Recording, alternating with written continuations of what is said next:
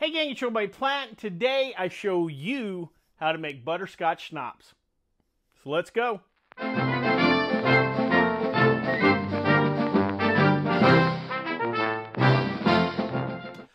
Alright guys, I got a fun little video for you today. Been looking forward to this for a while. If you're a regular viewer to the channel, you know I've done plenty of liqueur videos, and especially if you've been on the channel since the start, a lot of my original videos were things like peach schnapps, peppermint schnapps, root beer schnapps. But somehow I never got around to making butterscotch schnapps, which is kind of surprising. For one thing, when I first started bartending, one of the most popular drinks out there was the, of course, buttery nipple. I used to use butterscotch schnapps and all kinds of just random drinks I would make. Just A, I always kind of liked the flavor, and B, butterscotch schnapps was something you could always find fairly cheap. There are no super premium brands of butterscotch schnapps or whatever that I'm aware of. Maybe nowadays somebody's made a $60 bottle of 10-year-old butterscotch schnapps or whatever, but generally fairly inexpensive, and it's something that you could just shoot straight, you know, on your own, and it's not too high proof, so it won't get you too wrecked. So, it is also utilized, speaking of drinks, there is a drink called I believe it's called a butterball, where you basically reverse the buttery nipple as far as how much Bailey's and butterscotch schnapps. You kind of flip those. There's an Irish breakfast shot that uses butterscotch schnapps. And then there is, Harry Potter has a drink called a butter beer. There's an adult version with butterscotch schnapps alcohol in it, so you can utilize it for that. Like I said, to me, it's good enough just to shoot straight. All right, let's get going. First, let's talk about what you need to make butterscotch schnapps. This is pretty straightforward. This is pretty easy. First, we of course need some vodka.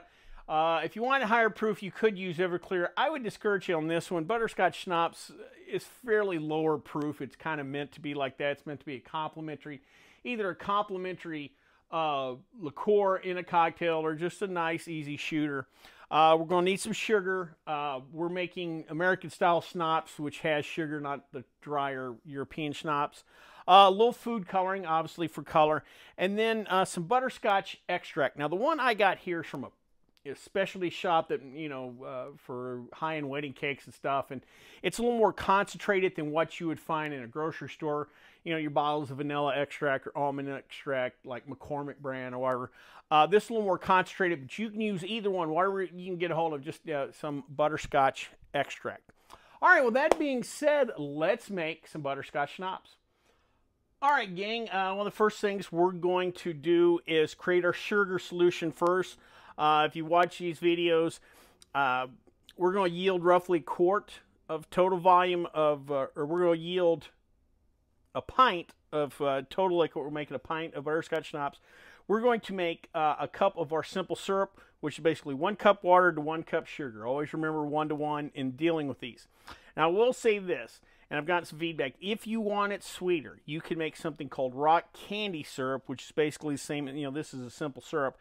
That is 2 parts sugar to 1 part water. However, I will give you the heads up. Sometimes with that excess sugar, can recrystallize, and you could get almost a crunchy texture to that. So just to give you a heads up on that. But we're just going to do a 1 to 1. I'm heating up.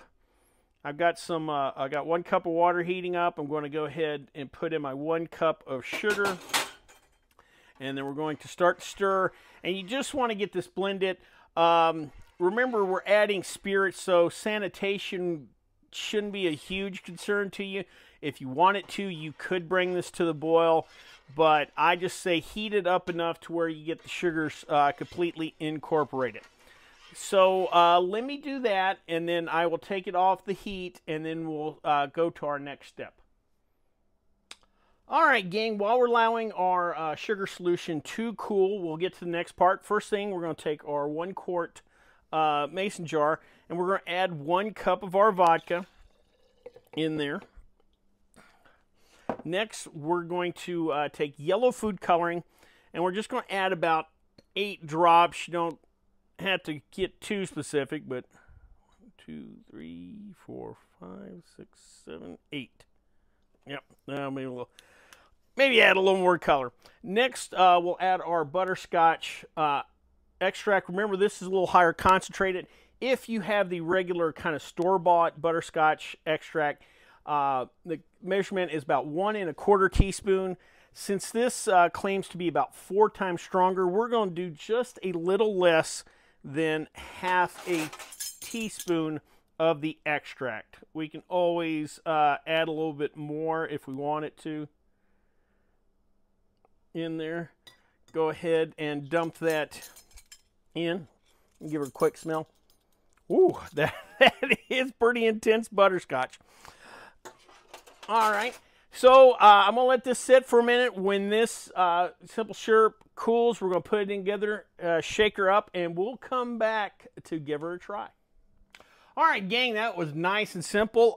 Time to check out our finished product, but before we do, let's review that recipe. We took 1 cup of water and 1 cup of sugar to make our simple sugar solution. Again, if you want to sweeten it up, you can go 2 to 1.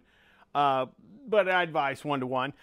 We added 1 cup of vodka. Also in that, again, you can go Everclear if you want to. Again, Butterscotch Schnapps, something a little lower proof. I would stick with the vodka. We added 8 drops of yellow food coloring. As you can tell, that looks like, as far as color-wise, that looks like the stuff in the liquor store. So we nailed our color. And then on the butterscotch extract, remember I said I used kind of a specialty one that you would find like one of these high-end baking stores or whatever. But the generic stuff that you would find at a grocery store, you would use 1 1/4 teaspoons. We ended up using a little less than half a teaspoon, but again, it was more concentrated. Whatever you can find, you know, just check the labels. You can always play around with the flavor. All right, enough about that. Let's give her a try.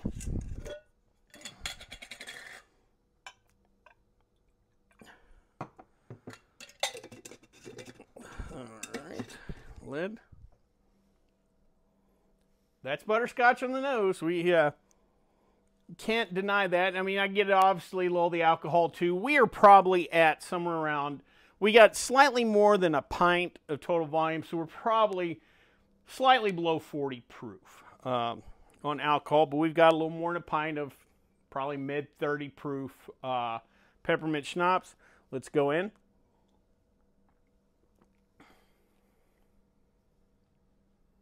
There is a 17% chance that after I finish shooting this video, I may go get a bottle of Bailey's to blend mix with that.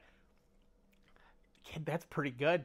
I'm not going to lie to you. And again, Butterscotch Schnapps is not something, again, we have super premium products. This, I'll take the Pepsi challenge with this against that stuff in the liquor store.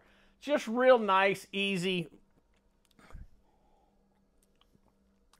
Man, it's good. It's sweet. It's lower proof, so it's not, I mean, I get a little burn going down, but it's not necessarily going to crush you. What it does definitely get me to think about, though, is there are so many extracts and flavors out there now available. It's been a while since I've done one of these, just kind of an extract, you know, and the simple solution or simple syrup. We might have to do more of these. This starts to give me some ideas. Well, I hope you liked this video. If you did, please subscribe down below. Also, please like the video because it lets YouTube know we're putting out good content. If you have any questions, comments, concerns, or ideas for videos, please leave them in the comment section, or you can always contact me on the Twitter page. Well, until next time, bottoms up.